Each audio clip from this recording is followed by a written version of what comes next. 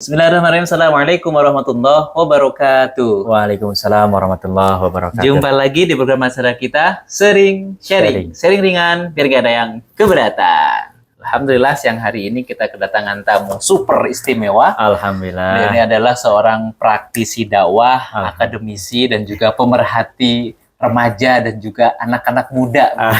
Apalagi kalau bukan Al-Ustadz Dr. Ujang Supriyadi LC Emsos. Alhamdulillah. Masya Allah. Gimana kabar, sehat? Alhamdulillah sehat Ustadz. Alhamdulillah. Di tengah kesibukan beliau, hari ini alhamdulillah beliau berkenan hadir tentunya untuk bersamai kita dengan bahasan-bahasan ataupun diskusi-diskusi yang mudah-mudahan nanti bermanfaat dan juga menarik. Amin, ya Allah. Gini Ustadz, sekarang ini kan fenomena yang terjadi di masyarakat, bahkan generasi Z lah, sering kita temukan kurang peduli terhadap sesama, atau yang hilang dari mereka atau dari kita itu adalah kepedulian.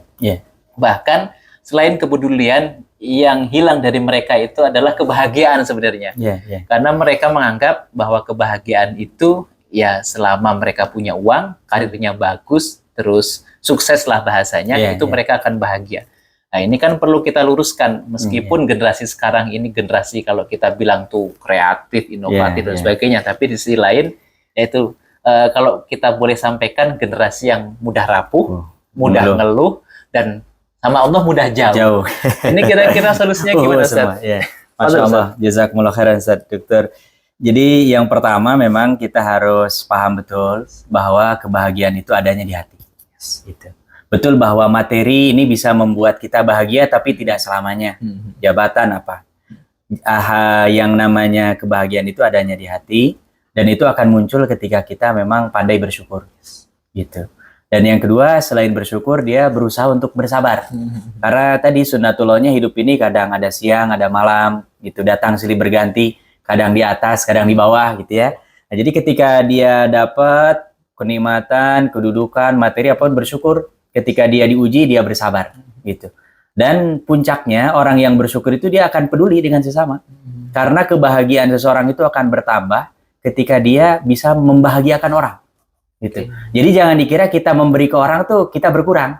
Justru sebetulnya nilai kebahagiaan kita bertambah. Makanya dulu para sahabat itu, mereka merasakan lebih nikmat ketika makanan itu bukan masuk ke mulut mereka. Tapi ketika dia bisa menyuapkan sesuap roti, sepotong kurma gitu, ke mulut saudaranya yang kekurangan, dan dia mendapatkan kebahagiaan yang luar biasa gitu. Dan saya kira ini adalah sunnatullah ya, yang berlaku universal. Siapapun dalam kondisi apapun, ketika kita bisa menghantarkan kebahagiaan kepada orang lain, maka sebetulnya pantulan kebahagiaan baik itu berkali lipat gitu. Jadi ini mindset ini jangan berubah dalam kondisi zaman apapun, termasuk generasi Gen Z ya, generasi apapun termasuk kita.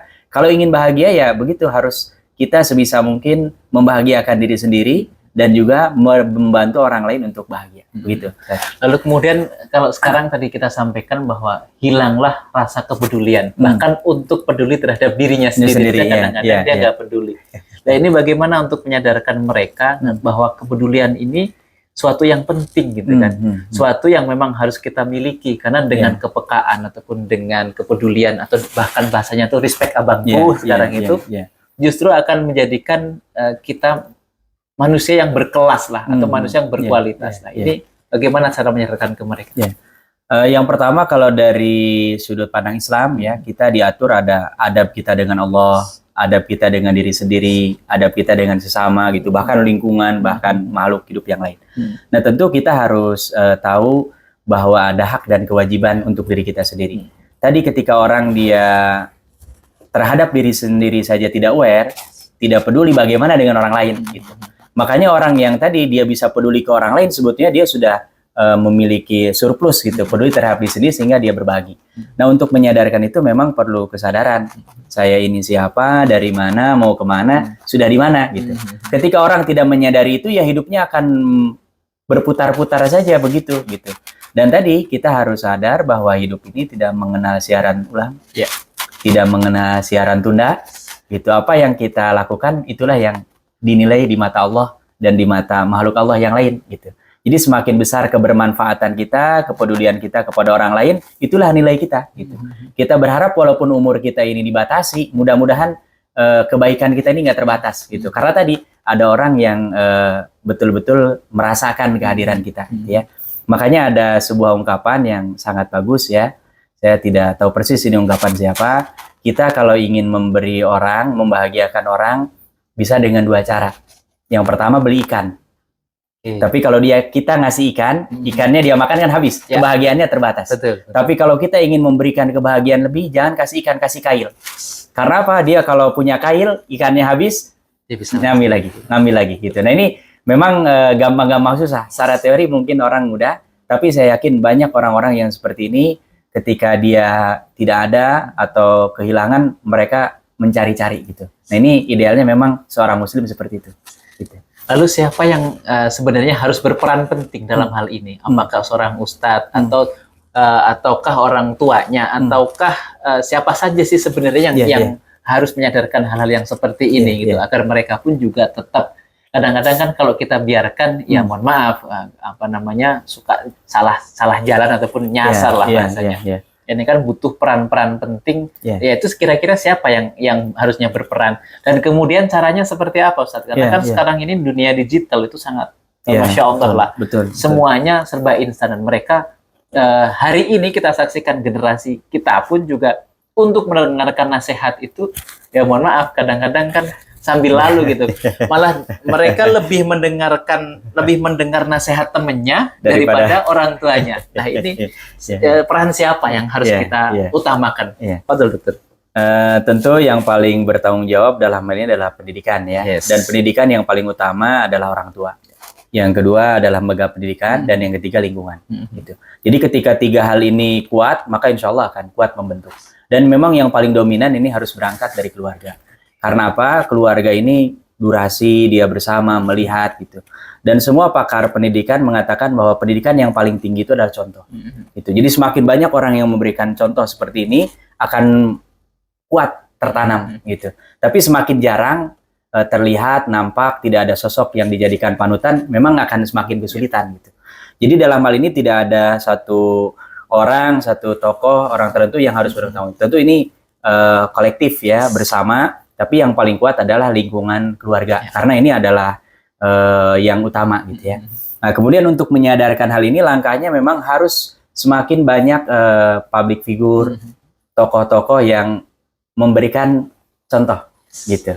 Sehingga apa? Jadi idola dan orang ingin mengikuti gitu. Sama dengan kalau anak-anak kan, oh nonton siapa Ronaldo gitu. Bajunya ingin pakai baju Ronaldo gitu. Nah, kita ingin ada orang-orang yang dia punya kepedulian terhadap orang gitu, dan itu jadi contoh, jadi bahan pembicaraan orang gitu. Bahkan orang saya ingin seperti dia gitu. Nah ini saya kira seperti itu gitu ya. Tentu juga peran para ustadz, para dai, guru, lembaga bahkan negara ini punya andil besar dalam hal ini. Semakin disosialisasikan, semakin banyak yang mempromosikan hal ini, tentu akan semakin tersebar luas di masyarakat gitu ya. Istilah anak-anak sekarang ya harus FYP memang. Harus ada orang yang memang benar-benar digandrungi dan jadi icon gitu. Tapi kalau umpamanya yang jadi icon itu hanya hal-hal yang remeh-temeh, ya itulah yang akan jadi konsumsi anak-anak kita, generasi yang akan datang. Tapi kalau kayak tadi ada sekarang, alhamdulillah tuh ada gerakan Mesin Sejuta Pemuda. Ada lagi di Bandung dakwah on the road gitu. Komunitas-komunitas banyak gitu ya, dakwah di kalangan anak-anak pang gitu dan sebagainya. Insya Allah ini jadi model di masa yang akan datang, dan saya kira ini adalah modal yang insya Allah mudah-mudahan generasi yang akan datang lebih baik daripada generasi sebelumnya dan generasi sekarang. Amin. Ini terakhir mungkin Ustaz sebelum kita tutup, ada satu yang agak mengkhawatirkan saat ini kan orang atau anak-anak muda atau bahkan generasi Z sekarang ini lebih mementingkan impact lah bahasanya daripada impact. Nah ini cara kita untuk menyeimbangkan terhadap mereka agar tidak hanya terfokus pada impact saja kan. Jago mereka kalau untuk digitalisasi ataupun hal-hal yang berkaitan dengan medsos dan sebagainya sangat luar biasa, bahkan mereka inovatif dan juga cenderung kreatif. Tapi di sisi lain seolah-olah itu tadi untuk ibadahnya jadi tidak peduli dan lain sebagainya. Ini menyeimbangkan antara imtak dan juga iptek, Iptek gitu ya. Ini, monggo dokter. Masya Allah. Ya ini memang kembali ke pendidikan agama. Ini fungsi agama bahwa kita diingatkan penciptaan manusia itu ada jasad, ada ruh. Ya. Ketika orang umpamanya secara jasadnya terpenuhi, ruhnya bermasalah pasti bermasalah. Dan ini negara-negara maju yang sudah jauh lebih maju dari kita puluhan tahun bahkan ratusan tahun mengalami hal yang sama, rapuh. Jadi mereka penghasilannya, income per kapitanya tinggi, bahkan negara-negara mereka rata-rata di atas negara lain itu penghasilannya negara yang berkembang. Tapi ketika ruhiyahnya nggak ada, spiritualnya nggak ada, apa yang terjadi? Mereka menemukan kegagalan, bunuh diri, lompat dari atas. Kan ini sangat disayangkan dan rugi gitu ya. Tapi di sisi lain juga ada orang yang kerjaannya sibuk spiritual.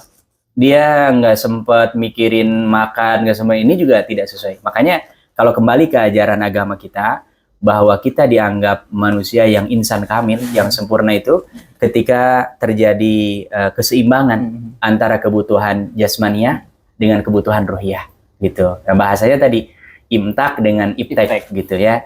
Jadi orang kalau umpamanya imtaknya saja yang kuat, tapi ipteknya lemah gitu, tadi akan ketertinggalan. Atau kebalikannya ipteknya kuat, imtaknya nggak ada juga tadi banyak yang rapuh. Makanya ini harus diseimbangkan dan itulah memang yang harus menjadi PR kita ke depan. Kita juga tidak mengharapkan kita semakin maju secara iptek tapi imtaknya mundur.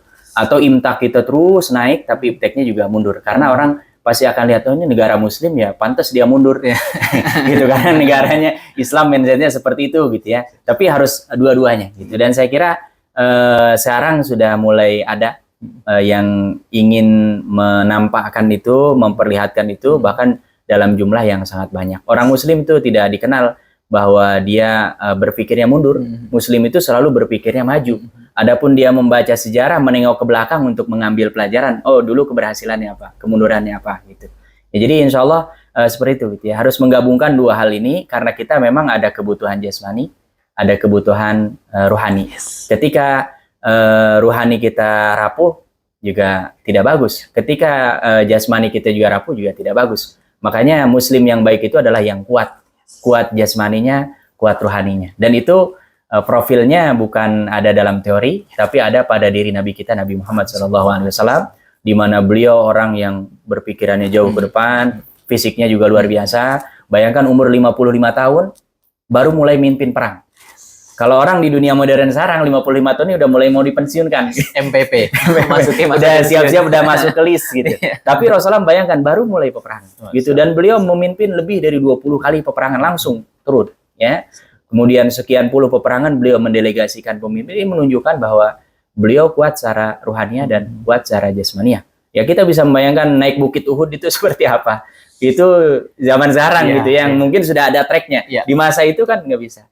Termasuk Rasulullah berkuda sambil memanah. Orang latihan berkuda saja kan harus tegak, harus apa. Itu kan keterampilan yang bukan kaleng-kaleng saya kira.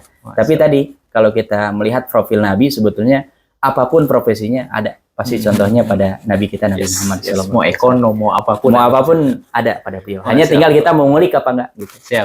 Masya Allah, sangat luar biasa. Mungkin sebelum kita tutup Ustaz, ada pesan untuk para pemirsa kita agar mereka itu tetap bahagia dan juga peduli terhadap diri mereka dan juga terhadap sesama. Pesan saya, kita kalau ingin bahagia, kebahagiaan itu dekat dengan kita. Pertama, ketika diberikan kenikmatan bersyukur. Dan bersyukurnya orang yang berilmu bagi ilmunya. Bersyukurnya orang yang kaya ya dermakan sebagian hartanya. Bersyukurnya orang yang miskin ya dia jangan ngambil jatah orang. Itu sabar karena dunia ini hanya sebentar. Kemudian yang kedua, ketika diuji kita harus sabar. Karena memang orang yang bersabar itu dia akan menemukan manisnya kesabaran di belakang gitu. Memang itu ujiannya gitu. Kemudian yang terakhir juga tidak kalah penting, kalau kita ingin bahagia, namanya juga manusia, ya kan? Ada salahnya, ada lupanya, ada kurangnya. Gitu. Nah, maka kita ketika salah minta maaf. Ketika ada yang kurang sempurna, kita sempurnakan. Nah, termasuk ketika hubungan kita dengan Allah, dengan sama makhluk Allah, ada yang kurang pas, maka kita perbanyak taubat, memperbanyak istighfar, dan memperbaiki hubungan kita, islah sesama manusia. Insya Allah dengan itu mau posisi apapun, di bumi manapun, bahkan sekalipun tinggal di sarang burung yang kecil, dia akan menemukan kebahagiaan. Tapi orang kalau hatinya sempit, tidak bersyukur, tidak bersabar, tidak ketika berdosa tidak mau meminta maaf gitu ya, dia akan gundah, gulana, resah, gelisah karena memang dia jauh daripada sumber kebahagiaan. Saya kira itu yang bisa disampaikan. Masya Allah, sangat luar biasa nih. Kalau boleh tepuk tangan, kita tepuk tangan. Masya Allah. Wow, kalau boleh kita simpulkan Ustaz bahwa sebenarnya setiap kita itu bisa beribadah dengan apa saja. Nah, kalau misalkan saat ini kondisi kita sedang papa, maka beribadahlah dengan kesabaran. Tapi kalau kita sedang kaya, maka beribadahlah dengan kedermawanan. Dan itu adalah sebaik-baik kebahagiaan. Dan satu hal yang mungkin hari ini bisa kita tarik kesimpulan bahwa memang waktu itu tidak bisa kita ulang. Akan tetapi waktu memberikan seluas-luasnya kepada kita untuk berjuang dan juga berkembang. Dan kita harus memanfaatkan sedikit ataupun setiap peluang yang masih Allah berikan sebelum kita dipanggil kembali pulang. Oleh Allah Subhanahu wa taala. Masya Allah. Amin ya rabbal alamin. Mudah-mudahan sekali lagi yang sedikit ini senantiasa mendatangkan manfaat untuk kita amin, semua. Amin ya Allah ya rabbal Tetap alamin. pantengin terus program acara kita sering sharing ringan biar gak ada yang keberatan. Masya Allah. Assalamualaikum warahmatullahi wabarakatuh. Waalaikumsalam warahmatullahi wabarakatuh.